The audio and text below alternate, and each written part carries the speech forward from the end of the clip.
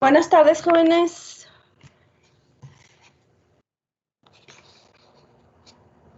Buenas tardes, maestra.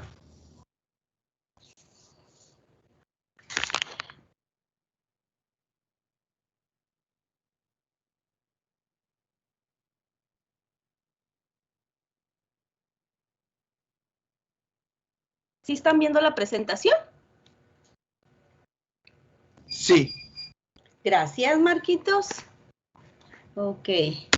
Entonces, pueden ahí observar que dice que es necesario que nosotros conozcamos cómo interpretar las especificaciones de los DACs o de cualquier tipo de convertidor digital analógico digital, ¿sí? Porque así podemos nosotros entender y saber cuáles son las limitaciones y prestaciones de los componentes que vamos a utilizar. Y aquí nos indica que pues en muchos casos difieren de lo que debe de ser lo ideal, ¿verdad? Entonces vamos a conocer estas especificaciones. Aquí les muestro algunos tipos de DACs porque si se fijan aquí estamos viendo el componente específicamente. Aquí vamos a ver otros dispositivos que hacen las conversiones, pero ya vienen en otras carcasas y ya son para específicamente para ciertas aplicaciones, ¿ok? Aquí tenemos primero un integrado, que es un convertidor digital analógico, y que este específicamente es el que normalmente viene en el, ¿cómo se llama? En el Circuit Maker, ¿sí? Aquí vemos otro que también sirve para hacer conversiones de digital analógico y analógico digital, pero para video, ¿verdad? Tenemos aquí otros cuáles son algunos de las interfaces que podemos utilizar, que son las entradas o salidas de algún dispositivo, ¿sí? Aquí tenemos otro que parece un pequeño un pequeño cable que tiene una entrada, una salida, pero no sabemos de qué se trata. En este caso, pues es un convertidor, ¿verdad? Ustedes los utilizan también mucho cuando, en los tipos de dispositivos para escuchar música, ¿sí? Normalmente traen su dispositivo de conversión. Dicen, ay, es que este se oye mucho mejor, ay, es que este no se escucha tan bien como este otro. Entonces, eso depende de lo que es el convertidor, ¿sí? Acuérdense que el sonido también son señales, así como el video. Bueno, ahí vamos a entrar a ver algunas de las especificaciones, como lo es algo que ya hemos visto mucho de la resolución, que es uno de las más importantes especificaciones y que depende del número de bits de un DAC, ¿sí? Ya sabemos nosotros que entre mayor cantidad de bits, pues vamos a tener una resolución más pequeña, o sea, muestritas muy pequeñitas de la señal. Dice, y que pues esta por sí sola no está indicando la precisión del convertidor, pero sí puede ser algo muy importante que nos puede indicar que tan finamente veamos nosotros, por ejemplo, una imagen como la que estamos observando aquí en la presentación, ¿sí? Que dicen ustedes, ay, es que se ve pixeleada. Bueno, es que no es tan nítida, ¿verdad? No es tan nítida la imagen, entonces no tenemos toda la señal bien completa como debería de ser. Ok. Luego tenemos lo que es la precisión. Y aquí vamos a ver que se pueden especificar de varias formas, como es el error escala completa y el error de linealidad. ¿Sí? Y que en esta se expresa como porcentaje de la salida a escala completa del convertidor, que es el porcentaje FS, Full Scale. ¿Sí? Bien. De esta precisión va a depender del error, por ejemplo, a escala completa, que nos dice que es la desviación máxima de la salida del DAC de su valor esperado o su valor ideal, y que se expresa en porcentajes de la escala completa, ¿sí? Y aquí nos da un breve ejemplo de qué significaría para nosotros tener, ¿sí?, esta desviación. Aquí ponemos esto de como precisión, porque muchas veces no significa que va a ser exacto, sino va a ser preciso. Específicamente que nos va a dar los valores independientemente de las variables, nos va a dar los valores esperados, ¿sí? Y aquí viene el error de linealidad, que en este caso es la máxima desviación en el tamaño del escalón, ¿sí? Nosotros se supone que decimos, bueno, es que el escalón es de tal tamaño, pero no necesariamente en un DAC nos va a dar ese valor, ¿sí? Siempre normalmente hay un error esperado, y esto se le llama el error de linealidad del paso. Y nos dan en más o menos un porcentaje, que significa cuánto se va a, o qué tan grande o tan pequeño va a ser el paso dependiendo de esta desviación. Y ese porcentaje se le suma o se le resta a lo que es ese paso. ¿Ok? Bueno. Otras especificaciones que tenemos, por ejemplo, el error de desplazamiento. ¿Alguien me puede leer lo que es el error de desplazamiento, por favor?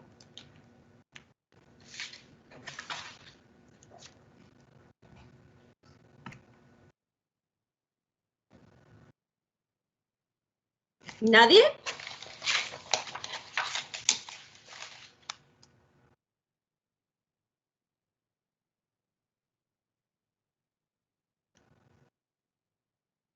¿Alguien me puede leer lo que es el error de desplazamiento?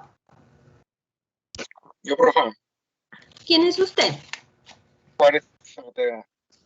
A ver, Juárez, por favor. Error de desplazamiento. En la teoría de la salida de un DAC sería 0 volts cuando todos los bits de entrada binaria sean 0. Pero en la práctica habrá un voltaje de salida muy pequeño para este caso. A esto se le conoce como error de desplazamiento. Si este error de desplazamiento no se corrige, se agregará la salida esperada del DAC para todos los casos de entrada. Por ejemplo, digamos que un DAC de 4 bits tiene un error de desplazamiento de más 2 MV y un tamaño de escalón perfecto de 100 milivolts. Este error se agregará y quedará en 102 milivolts. Gracias, Juárez. Este error de desplazamiento significa que nosotros tenemos siempre que estar verificando que este error, cuánto es este error en voltaje, ¿sí? O en corriente. Entonces tenemos que estar checando si cuando yo tengo 0 volts, o sea, una entrada digital 0, 0, 0, 0, puros ceros, yo tenga específicamente a mi salida 0 volts o 0 amperes o lo que se deba de tener, ¿sí? Pero debe de estar en ceros. Si no, entonces yo voy a estar haciendo las mediciones de manera incorrecta o se va a estar agregando, y acuérdense que como los pasos van subiendo, etcétera, entonces lo que va a pasar es que se va a estar agregando esos más menos 2 milivolts, en este caso más 2 milivolts que nos da como ejemplo. Entonces se va a estar agregando y nos va a dar valores incorrectos. Si nosotros ya sabemos cuál es el error de desplazamiento, vamos a hacer la conversión en nuestro sistema para que nos dé visualmente lo que realmente nos está dando, ¿sí? Eliminando, quitando ese en la medición, esos volts o esos milivolts o esos microvolts que yo tenga, ¿sí? Así que es importante para poder dar valores correctos. Ok. El siguiente es el tiempo de estabilización. ¿Alguien que me ayude a leer lo que es esta especificación, por favor?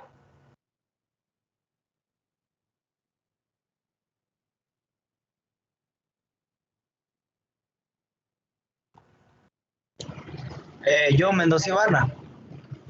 Mendoza, por favor.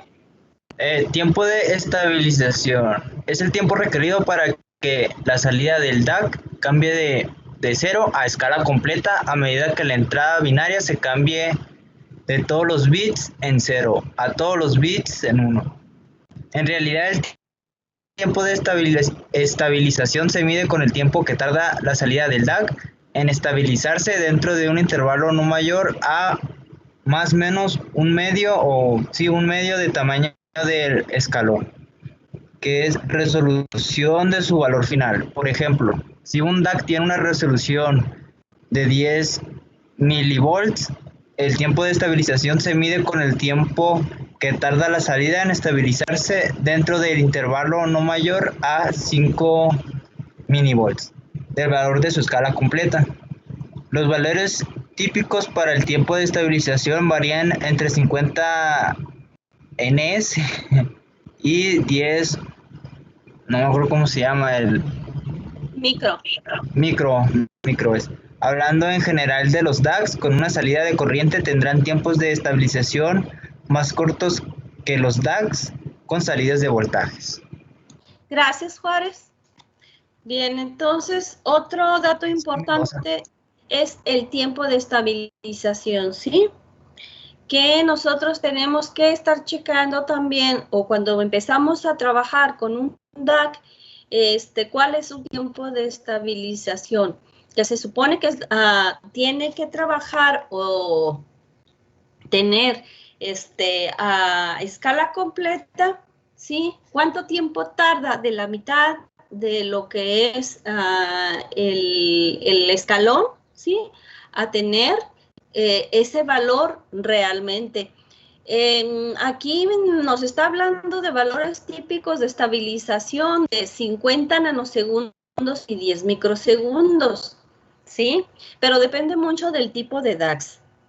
Actualmente, bueno, hay DACs que tardan mucho más todavía que 50 nanosegundos, pueden ser milisegundos.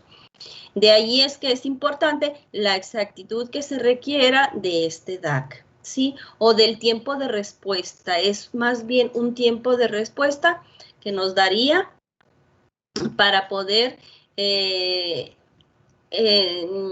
responder y dar lo que es el paso realmente, ¿sí? Entonces, por eso es importante que ustedes conozcan estos datos. Claro, ustedes no van a desarrollar en sí todo lo que es el circuito, por dentro el circuito, lo que es el circuito, ¿cómo se llama? Discreto.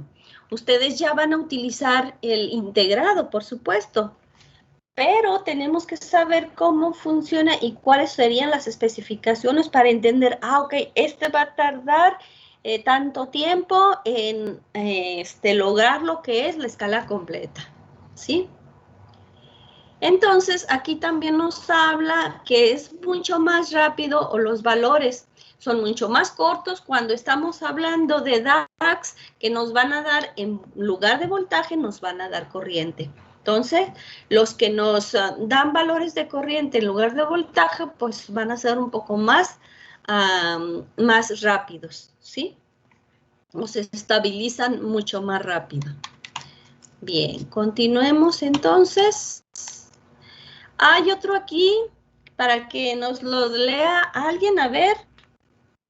Yo, Jaramillo. Jaramillo, por favor. Monotonicidad, ¿es verdad? Monotonicidad. Sí. Un DAC en monotonicidad, si su salida se incrementa a medida que se incrementa la entrada binaria de un valor siguiente. Otra forma de decirlo es que la salida tipo escalar no tendrá escalones descendentes a medida que se incrementa la entrada binaria, de 0 a escala completa. Si un convertidor no es monotónico, el resultado es la pérdida del código. Gracias, Jaramillo. Bien, esto de monotonicidad es muy importante. ¿Por qué? Porque este detalle ustedes tienen que checar, por eso tienen que estar viendo en el osciloscopio cómo va variando a medida que ustedes cambian o a medida que pasan del 0 al 1, al 2, al 3 en binario, tienes que estar checando que el valor vaya ascendente y no haya algún descenso, ¿sí? Si existe ese descenso, entonces el DAC ya no está en modo monotónico, ¿sí?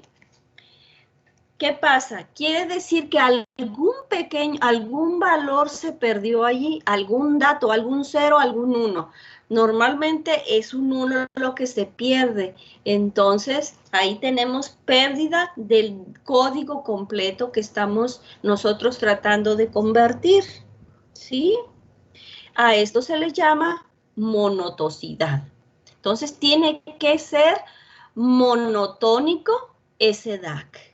Que cada vez que ustedes iban del 0 a 1, el valor de la salida se está incrementando. Si yo tengo de 1 a 2, va a haber otro incremento y así sucesivamente vamos a tener incrementos. No puede haber decrementos, ¿sí? Si la lectura es de 1 hasta, por ejemplo, de 4 bits, que sería el último, 1, 2, 4, 8, hasta el 15, entonces tiene que haber una secuencia de ascendente y no descendente, ¿ok? Entonces, para que pueda haber este tipo de característica o que cumpla esta especificación su DAC, ¿ok? Bueno, porque si no estaremos perdiendo datos. Ok, luego continuamos con otras especificaciones, como es esta, que es la deriva de temperatura. ¿Quién no la puede leer? Por favor.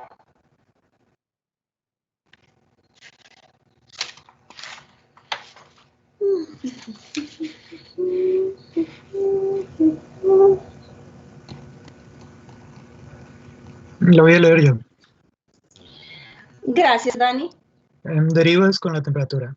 Cada uno de los parámetros anteriores es susceptible de cambiar con la temperatura.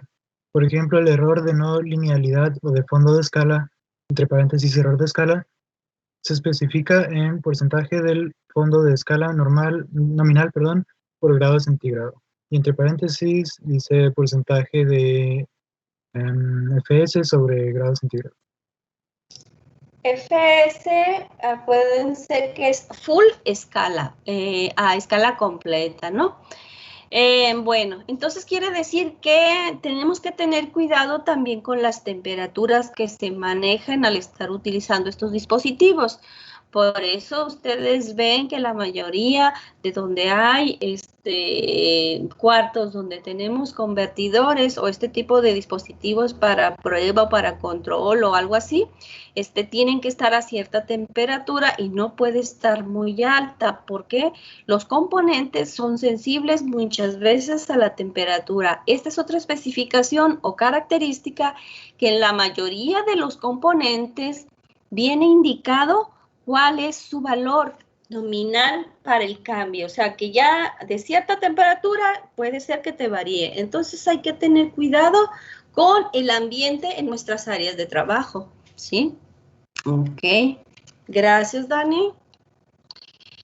Y entonces, esta deriva de temperatura puede generar estos problemas como error de no linealidad o de fondo de escala.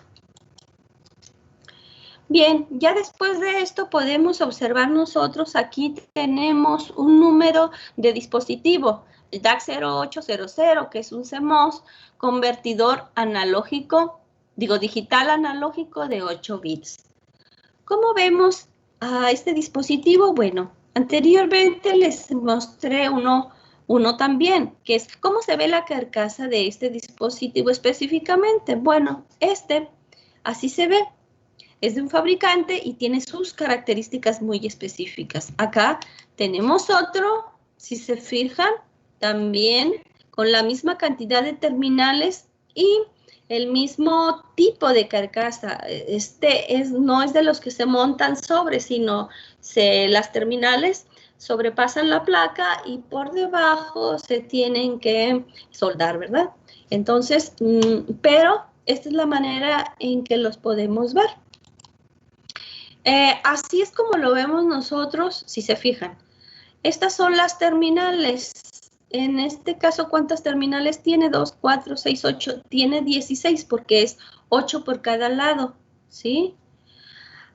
Bueno, aquí, por ejemplo, los simuladores, hay simuladores como el Circuit Maker que no te presenta todas las terminales que tiene. O sea, hay terminales que no te las muestra. Y en este caso, así es como veríamos el integrado en el Circuit Maker, ¿sí? Que son los valores más importantes que debes de tener en cuenta para poder conectarlo. Acuérdense que vimos cómo estaban por dentro algunos convertidores, por eso siempre vamos a tener un voltaje de referencia, un voltaje de salida y un voltaje de entrada. Claro que nosotros, si tenemos un DAC, las entradas son las entradas digitales y tenemos una salida que va a ser la salida analógica. Y en este caso nos da la opción de tener voltaje de referencia positivo, negativa y un voltaje de salida, ¿sí? ¿Qué más tenemos? Bueno, podemos observar en los dispositivos cómo es la estructura interna y sus terminales.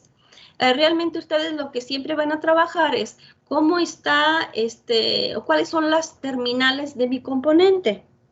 Ustedes como ingenieros mecatrónicos deben de tener la idea, aunque sea la idea, cómo es internamente, para poder trabajar con ella de la manera que lo necesiten o hacer cambios ustedes externos para que trabaje o haga la función deseada, dependiendo del problema, ¿sí? Por eso es importante el conocimiento de la estructura interna del dispositivo. Aquí tenemos, ¿se fijan? Esta estructura es una de las que vimos para un DAC, nada más que esta es ¿de cuántos bits? La que nosotros vimos era de 4, esta es de 8, ¿sí? Entonces, por eso tiene muchas más resistencias aquí, ¿se fijan? ¿Cuál sería este tipo de estructura que tenemos? ¿Cómo le llamamos a este tipo? ¿Se acuerdan? ¿No se acuerdan?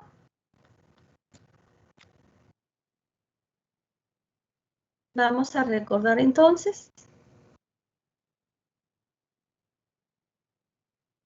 Oh, ¿se parece a esa? No, ¿verdad? A esa no se parece, ¿verdad? A este se parece. ¿O se parece a este? ¿A cuál se parece? ¿A este o a los anteriores? Entonces quiere decir que el nuestro, él tiene una estructura interna como red escalera, ¿verdad? O de escalera red 2, R2R. Y va a hablar del, de la entrada RC232, pero no es R2R. Ok, ya nos acordamos que sí, hay una estructura interna como esa que vimos. Y aquí la tenemos, ¿ok? Bueno, ¿y cómo lo veremos? Esta estructura interna, ¿cómo la vemos al dispositivo realmente con las terminales que corresponden? son todas estas terminales, ¿sí? Corresponden a este dispositivo que es el DAC de 8 bits, ¿sí? Muy bien. Bueno, entonces aquí ya vimos detalles importantes de las especificaciones y qué es lo que podemos observar de un convertidor en su forma y en su estructura interna para conocer cómo están dispuestas las terminales de ese dispositivo. ¿Ok? Continuemos entonces, jóvenes.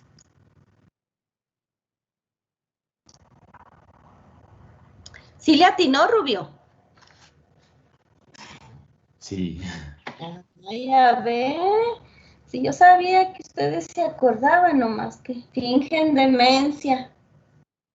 Ok, vamos a ver aplicaciones de los DACs. Dice que una de las aplicaciones, claro, jóvenes, hay aplicaciones donde interfiere tanto un DAC como un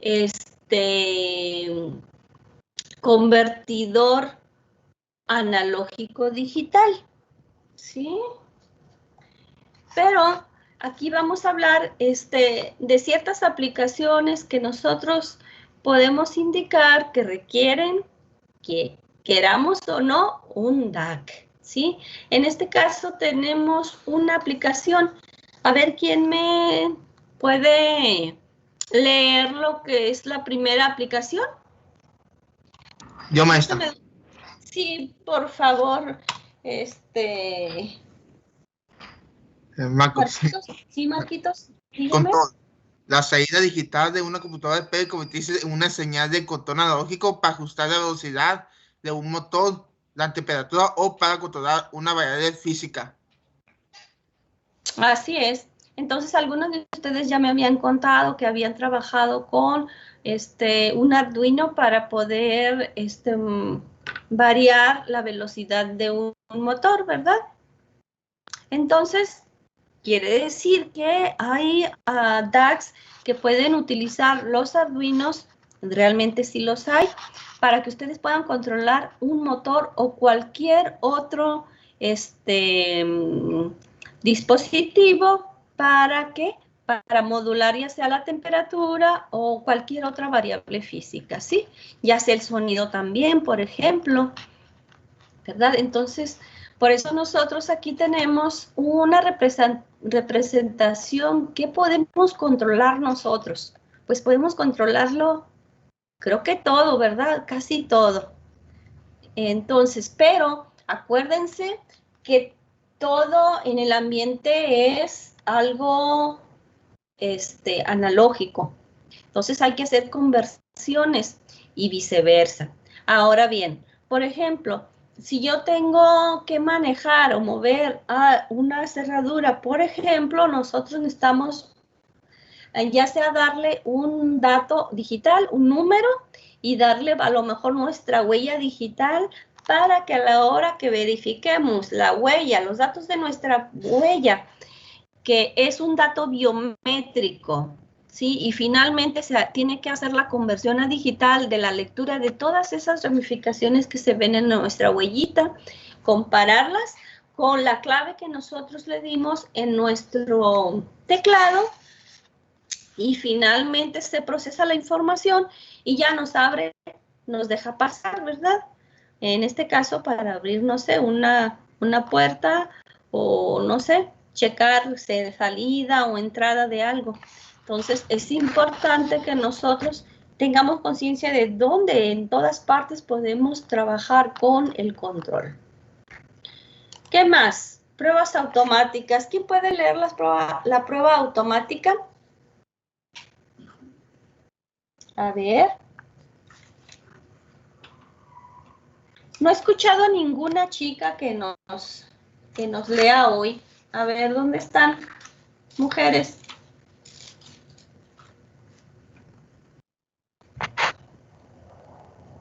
¿No hay, no hay?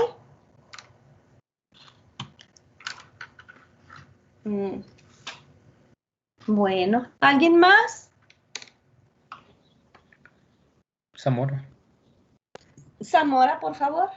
Dice pruebas automáticas. Las computadoras pueden programarse para generar señales analógicas a través de un DAC.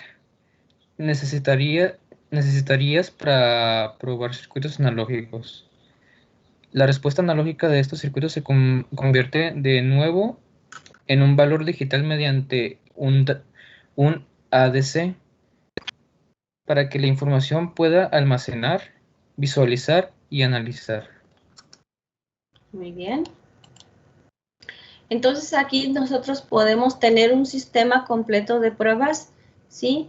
Donde los datos de las señales que tenemos se pueden convertir y se pueden analizar y a la vez almacenarse y visualizar.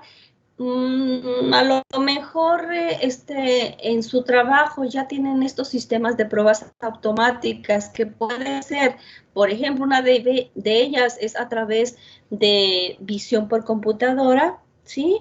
Que normalmente se utilizan cámaras para ello y ahí se detecta que, por ejemplo, si algo que se mueve deba moverse hacia un lado, se mueva correctamente.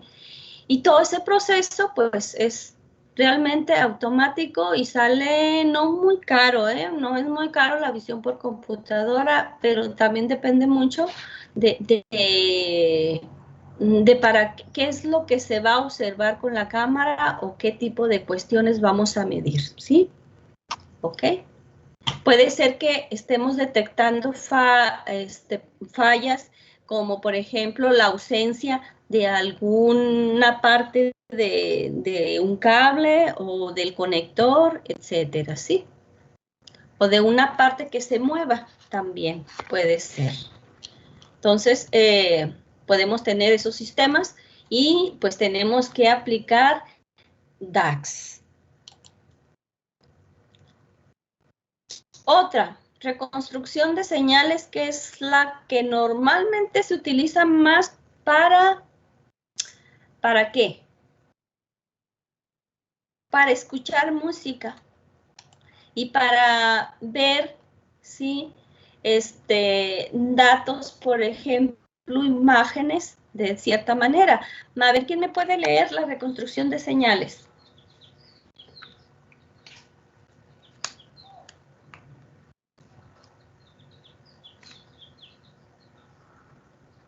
¿Nadie? Yo, profesora. Yo, maestra, ¿qué quiere que lea? A ver, Fernández. Fernández, ¿cómo que Sí. lea? A ver, se me hace que están durmiendo a gusto ustedes, ¿verdad?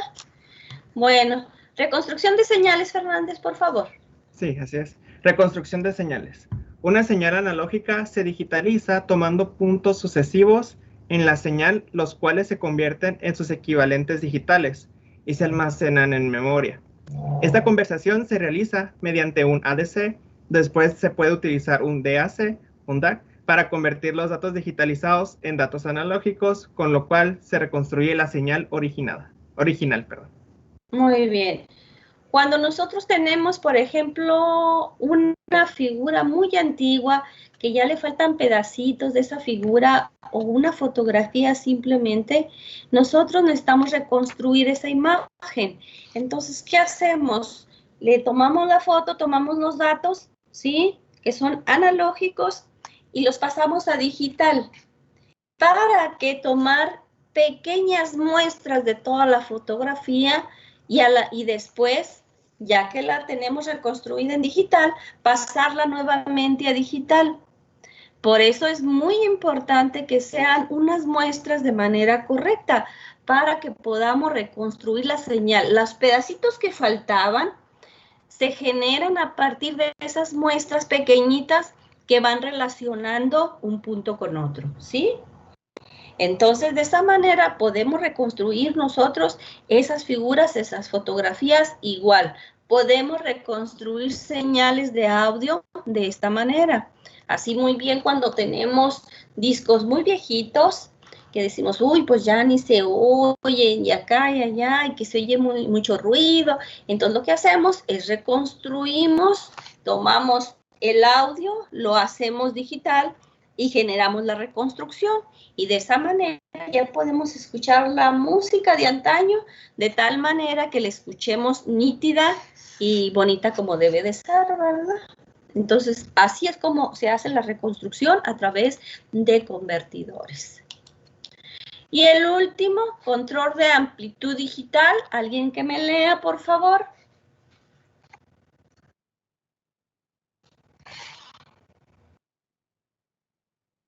Yo, maestra. ¿Quién es usted, mi niño? Bernal. Bernal, por favor. Control de amplitud digital. Puede utilizarse para reducir la amplitud de una señal analógica, de tal forma que un sistema digital pueda controlar cosas tales como el volumen de un sistema de audio o la amplitud de un generador de funciones.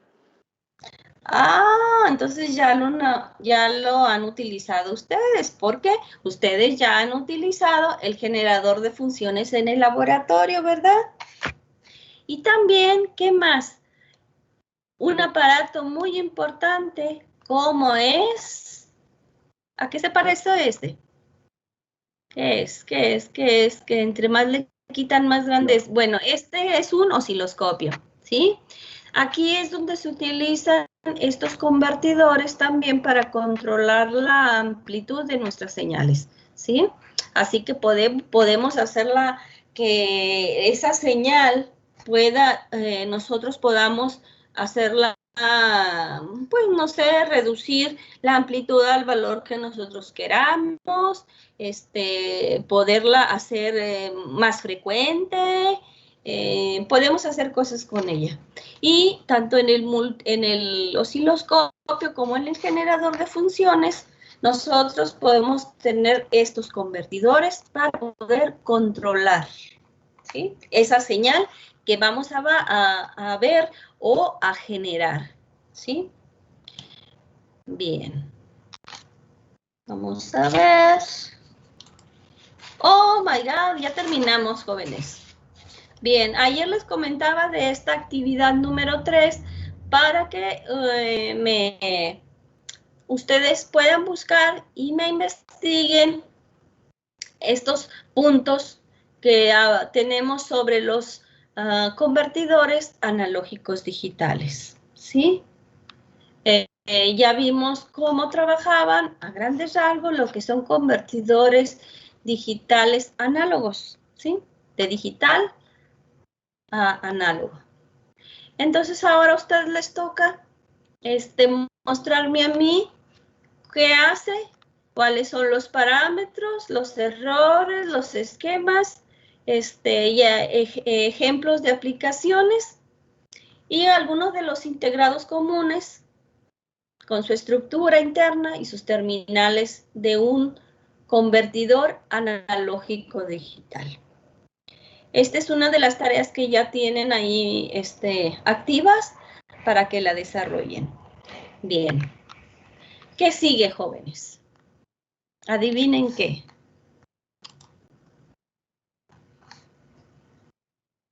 Espero que estén despiertos todavía, no como ayer que se me durmieron.